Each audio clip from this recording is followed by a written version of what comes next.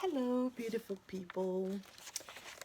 So, I wanted to talk about setting goals, just because I think it's really, really important for living intentionally. Um, so, I every year I kind of try and make goals, set goals for myself, and and you know, develop myself and develop things. So here, as you can see, this was at the start of the year. This was 2019. And some of my goals were to lose 80 pounds. Um, sorry, can't read it. Um, Grow my Instagram page, preach, and then I had events like Elijah's birthday, Ezekiel's dedication, Christina's wedding. That wedding was in Germany. I want to do a kids album because I've lots of songs that I've been writing that I for kids that I want to get out there. And then Aaron's wedding. Aaron is Tim's best friend, and they've known each other since they were little. And their wedding was in Greece, so we needed to plan financially, just everything logistically, and we did. And then I had Kenya there. Kenya didn't happen. And then driver's license. For those who don't know, your girl does not drive. Um, long story, but I didn't get around to that. Uh, I guess for many reasons, but reason number one was just like I just haven't gotten to that point yet, but I will. So I'm hoping that can be a 2020 thing. And then fifth wedding anniversary, and then celebrate 31st birthday. I turned 31 this year.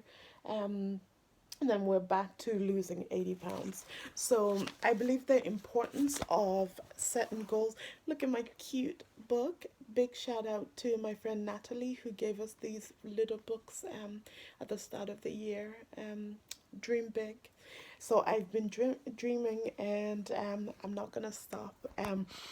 I believe that when you set goals for yourself, even if you don't reach them, at least you come close. For example, I set a goal for myself to lose 80 pounds. I did not lose 80 pounds, but I lost 42 or more pounds. I'm not sure where I am. And I still have whatever weeks, how many weeks there are left in the year. Hopefully I can reach 50. That's really, that has been my new target. Um, and then so I kept coming back to my book. So I had this big, you know, kind of goal, and then I went to each goal setting, and then I went to each goal set a goal that I had set for myself, and then kind of wrote down how to make it happen. So for Ezekiel's dedication, I had people who I was gonna invite, and then I just put down lots of things like what I needed to make it happen.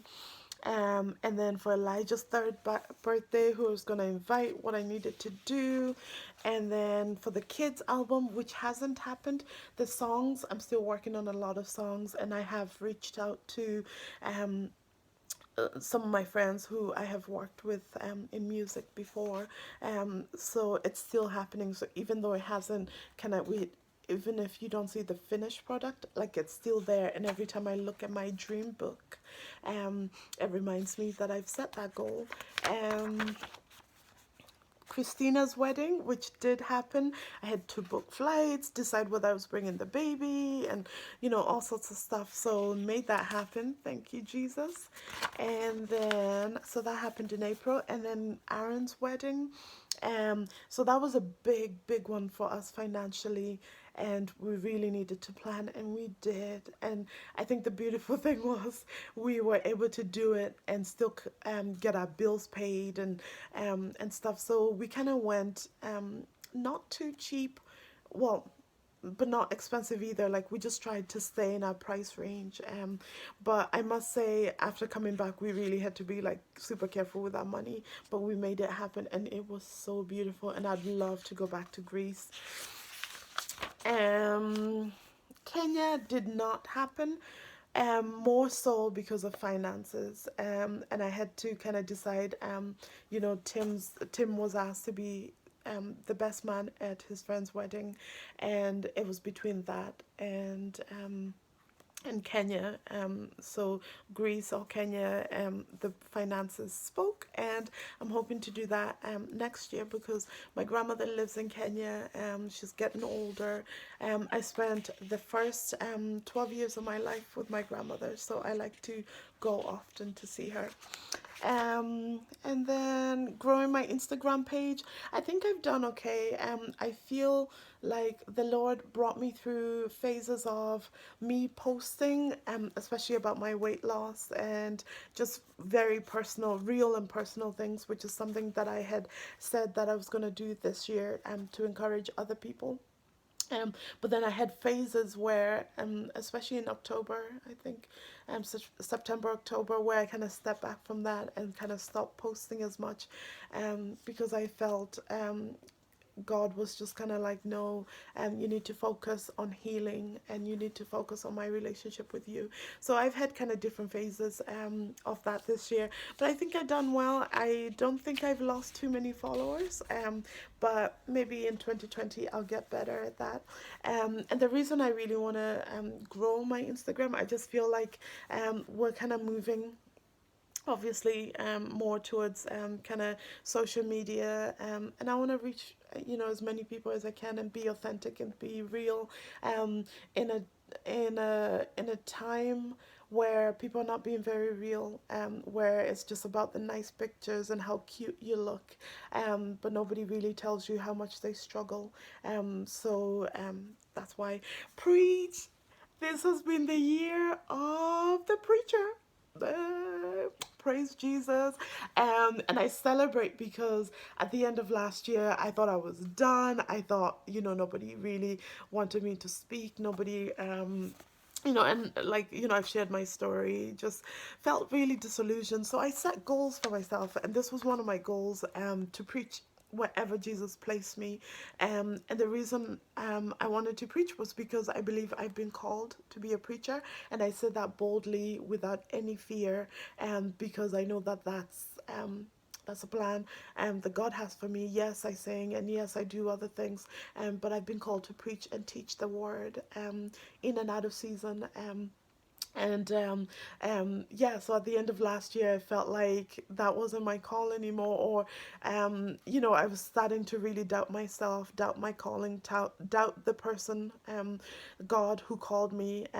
So I had to write it down and say, God, I want to preach more. So I've been preaching around Ireland, in some churches that only have about 3 people, but nevertheless preaching the word, because those 3 people need to hear it. And then I had the privilege of preaching several times in England this year, which was a big deal for me. Out of nowhere, I did not go looking for these assignments, but the Lord brought them, and every time He just showed up. And one thing that I'm determined to do is to never ever preach something that I haven't lived. Because I don't want to be one of these preachers that pretends to have it all together and then they end up, I don't know, having an affair, or I don't know, going crazy in a few years' time, and you're a lot, and people are like, what? But they seem to have it together. So I don't got it together. I don't have it together, and I only want to preach that which I'm going through, or that which the Lord has brought me through, and that's what I've been doing, and I've stayed true to that. And I've stayed true to my prayers always, God, if you're not going with me, I don't want to go. I don't want to preach anything that God has not told me to preach. So, so really excited about 2020 and what God is doing. I have 2 big speaking engagements already booked for February and March in England. So that's a big one for me. Very excited, but I'm taking a bit of a break from preaching in Ireland at the moment, just because I feel exhausted, but I also feel I need to the Lord wants to do something. He's moving me in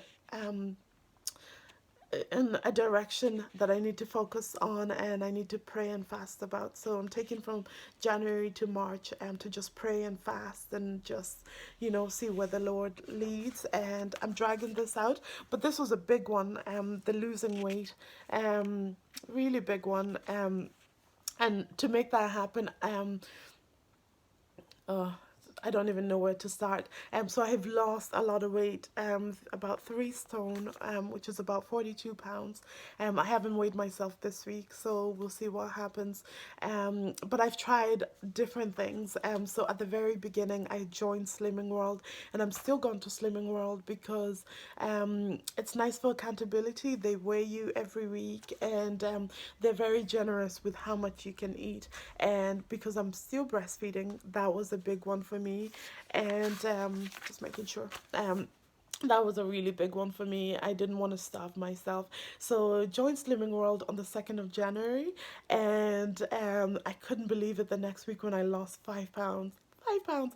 And then that week, then the second week, I also started doing the Arbonne cleanse. I think it's a 30-day cleanse. Really, really good. Because I love their milkshakes. So I would do their milkshake for breakfast, and then for lunch and dinner, I'll do more of a Slimming World style kind of thing. But one of the things that they really helped me to do was not to snack in between foods. I wasn't able to fast. A lot of people would have fasted on that cleanse. I couldn't fast at the time. My baby was only probably about 4 months, 5 months. So I didn't do that, but I tried to follow it as closely as I could, eating green apples and, trying to kind of eat very real food, whole foods and stuff like that. So that really helped me. And then I joined the gym. I had joined the gym in December, um, and that kept it up and from about January to about May, I went to the gym probably nearly every day, or at least 5 days.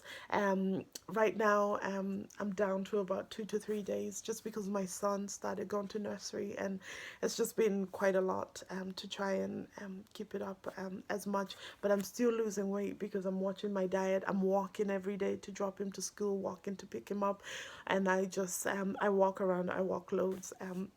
So that's really, really been helping me. Another thing that I've tried is intermittent fasting. Really amazing, amazing. I recommend drinking lots of water. So I don't think that there's just one way of losing weight. Like, do you know what I mean? Like, and I think I kind of plateaued there at the end of summer, and I think it's just because my body was like, okay, you need to take me to another level or start doing something else. And that's when I started doing a bit of the intermittent fasting, and I'm still doing that. So yeah, I recommend setting goals for yourself. So even if you, just because I haven't reached 80 pounds yet, which is what I really want to lose, I still feel good about myself because I am on a journey, and I'm over halfway there. So, watch this face. Watch me disappear. Don't know why I'm making these faces. 31st birthday, I didn't do as much as I would have liked. But the big thing here was, one of the things I wrote is, um, you know, celebrate myself. Don't wait for anybody to celebrate me. And that's a big one for me. And every year, for quite a long time, my birthday has been such a heartbreaking event. But this year it wasn't. And I was able to, me and Jesus and my babies were able to kind of celebrate it. And just I was very at home. I didn't cry. I didn't yeah, I made it, I celebrated myself and I affirmed myself. And sometimes you have to do that when people don't affirm you, when people don't celebrate you, you celebrate you. And especially if you're a person of faith, if you believe in a creator God who believes in you, a God who has invested so much in you, i.e., himself, that his death on the cross, his resurrection, his heavenly ministry right now interceding for you. You just have to kind of remind yourself those things. And I constantly have to remind myself those things every week. I'm like, I am loved, I am chosen, I am you know, I am lovable, I am loving, you know, I am all these things that God has told me, and nobody can take that away. So if I know it, nobody can take that away. But I cannot wait um base my life on people affirming me. As much as my love language is words of affirmation, but I also have to affirm myself, and I also allow God to affirm me. And this video is going on for way too long. Fifth wedding anniversary. We went to Slave Donard Hotel, super fancy, and in Newcastle, Ireland, Northern Ireland, and had a spa day. Oh, so good, so good, so good, followed by some loving. So yeah, celebrated that, and I want to mark every year because for a long time I did not think I was marriage material, and I did not think that a wedding, that my marriage would last. So I am celebrating. And then driving license, I haven't done it yet, but I will. I am so determined, and I found myself this past week. I was looking after four boys and two my two boys and these other two boys, and it was exhausting. My goodness, I had one baby on my back, so Ezekiel was on my back, my 14-month-old. Elijah refused to walk, my 3-year-old, and threw a major tantrum one of the days. So I had him on my shoulders, and then I had the twins. These two other boys were twins, and they were 2 years old. Had them in my double pram. So here I am, and I had all these backpacks and stuff pushing the pram, and with a baby on my back and a baby on my shoulder. And you should have seen the cars in Belfast. Like what? So I need to start driving. This woman needs to start driving, and I will get to that, because we have a car now, and I can drive. And then, oh yeah, this was a big one. I was invited to give a talk at Queen's University this year, so I knew about it. Yeah, and I wrote it out to talk about Adventist eschatology, and that was a really big one, and really boosted my confidence, and has really made me consider going into teaching, probably teaching theology at some point in my life, but I really want to do my PhD first. So yeah, yeah, and then these are other ones with just notes. So yeah, so set goals for yourself. 2020 is coming. What do you want to accomplish? How are you gonna grow as a person? Some of the things, actually one of the things that I did not write down, but was leading me to, was healing, personal healing, and I knew I had to do that. I'm not sure why I didn't write it down, but I guess it's because this was a me and God thing, which was always in my mind. So I mentioned this in my video about marriage, but so I put things in place to make that happen. Started getting rid of toxic people, even just pulling back a little bit so that I can think for myself and see things clearly. And then started getting counseling, did a sozo, recommend. Look it up, sozo, Bethel sozo. And then what else have I been doing? Meditating, Christian meditation, and just taking time in the evenings to kind of be like, okay, affirming myself. And then whenever I feel, because I have a lot of wounds from my childhood, um, I have a lot of wounds. So my counselor has been teaching me to kind of like, okay, rather than allowing those wounds to leak into every aspect of my life, to kind of visualize them as this one big thing. And then whenever I feel the pain kind of trying to ooze out or into different parts of my life, just kind of meditate and allow myself, and give myself self-compassion, and tell myself that pain is a real part of life, and you know, and it's okay to feel those things and to allow myself to feel that pain, to sit with that pain for 5, 10, 20 minutes. And then when I get out of that, it helps me then to be able to kind of live the rest of the day without that pain kind of oozing into everything, and without me snapping at my husband or snapping at my children. And it's been really, really helpful. So self-care, in that sense. Yeah, and then also I decided that I'm not gonna just be like, I love my babies, and because I have a lot of abandonment issues, I find it hard to leave them. So this year I decided, okay, I'm gonna need an hour or two every day away from my children. So that hour or two I spend at the gym, or I don't know, getting a coffee or something, but just me. It's just me. And then I started quite recently, went out dancing at my friend was having a concert, so I went to a concert by myself, no husband, no kids.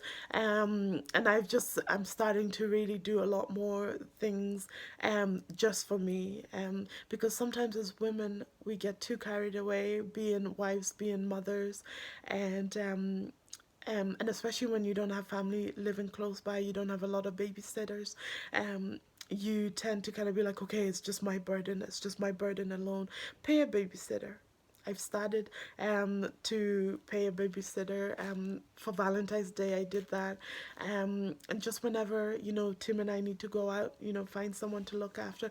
And then don't be scared to ask. And my mother-in-law has been really good to us this year, and especially when I've been getting my counseling, she's been stepping in. So don't be afraid to ask. And if you have to ask, a few times, ask. And yeah, but make it happen. So write down your goals, set your goals, and if you don't reach them,